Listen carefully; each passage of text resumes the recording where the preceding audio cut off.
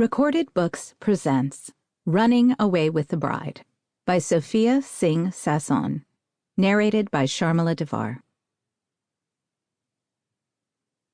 Dear reader, fear is one of the most powerful emotions we feel when we fall in love. It's often hard to trust another person not to break our heart, to let them peer into our soul, and hope that they like what they see. Divya is a traditional Indian woman who is ready to get married to a suitable Indian boy until a wedding crasher makes her realize she wants more out of life. But when she pictured her future husband, he was tall and dark, not white and sandy blonde with eyes the color of the Caribbean Sea. It's about more than looks. It's about whether he can understand her culture and her family. Can he understand who she really is?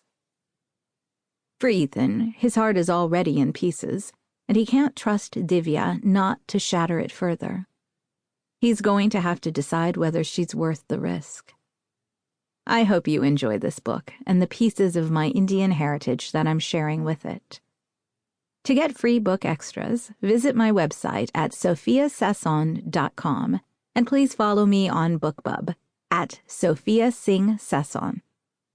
I love hearing from readers, so please find me on Twitter at Sophia Sasson or Facebook, Sophia Sasson Author, or email me at readers@sophiasasson.com. Enjoy, Sophia. 1. Stop this wedding! Ethan Connors searched the stage on the back lawn of the Mahal Hotel where a mandap had been set up. The couple was seated on floor-level settees under a pergola-like structure in front of a small fire. A priest dressed in loose orange clothing chanted and threw things into the fire, making it crackle and smoke. Ethan wished he'd paid more attention to the wedding sequence the one time he'd been to an Indian wedding with Pooja. He had no idea if he'd made it in time to stop hers. At his outcry, the bride, groom, and the dozen or so people surrounding them looked at him with surprise. The priest froze, and the chatter of the crowd behind Ethan died. He could feel the stares of hundreds of guests on him.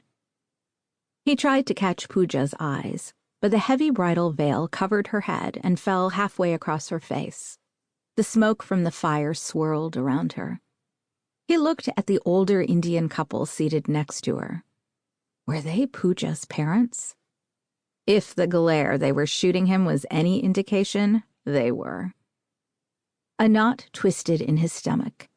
After 6 months of dating, including 3 months of living together, she'd never introduced him to her parents, and he couldn't pick them out based on the pictures he'd seen on her bookshelf. A younger man seated next to the bride stood and made his way to Ethan. I don't know who you are, but you're interrupting my sister's wedding. You best leave quietly before I call security. The man's voice was low and icy. But Ethan was determined he wasn't going to lose her again. He may have come to his senses in the 11th hour, but he was going to save himself and Pooja. She'd known the guy sitting next to her for 3 months. How could she marry him? I want to know my husband and be sure that we're compatible, she'd said to Ethan. He and Pooja were compatible. Why hadn't he seen that sooner? When she'd first brought up marriage and how her family wouldn't approve of her relationship with a white Midwesterner unless he put a ring on her finger, he'd thought he needed more time to figure things out. But what was left to think about? He was pushing 40. His brother was 10 years younger and had been married for 9 years and had 2 kids. Pooja was the only woman who had deemed him worthy enough to even discuss marriage. He wasn't going to let her get away a second time. Pooja was now standing, but Ethan still couldn't get a clear line of sight through the crowd that was gathering around him. He hadn't spoken to her since she walked out 3 months ago. But she'd sent him an email telling him she was getting married today. Why would she do that if she didn't want him to make a grand gesture? It would have been helpful if she'd sent him some details other than that her groom was planning a grand barat. Sample complete. Ready to continue?